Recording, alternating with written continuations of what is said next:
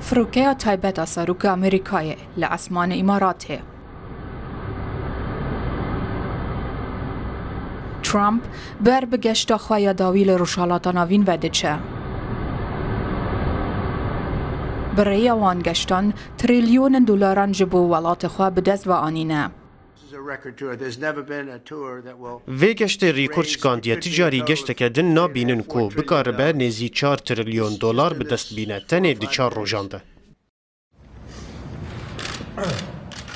کشکاسپی را گهاند امریکا و قطر هف پیمانه که بازرگانی به بهای 1.2 تریلیون دلار امضا کرده. ریکفتنا 96 میلیارد دلاری جبو کرینا 210 فروکین بوینگ آمریکی کرده. لسعودیه جی ترامپ ریکفتنا هفبش آبوری استراتژیک لگل محمد بن سلمان امضا کرد و سعودیه پابندبونا خواج بو و برهنانا به بهای 600 میلیارد دلاری لامریکای آنی زمان. جغین آرمانجین آبوری دوی گشته ده آرمانجا که دنا سروک امریکایی هیا.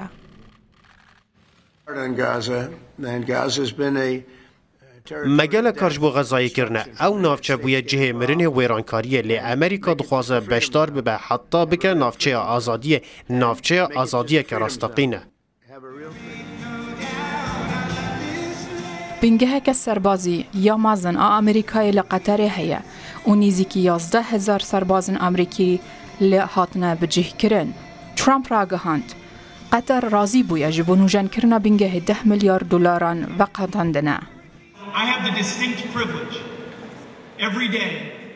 خوشبختانه روزانه دبینیم که چاو سروک دونالد ترامپ امریکای دخه پیش هر تشتکی. جکوشکا سپی بگره حتی گشت نیوش بود دروه. ده همو دمان ده برجواندی ولات خود پاریزه. آرمانجا که دینا سردانا ترامپ بو 3 ولاتن کنداوه هیا. برفره کرنا رکفتنا ابراهام و چه کرنا پیوندین ولاتن عربی لگل اسرائیلیه.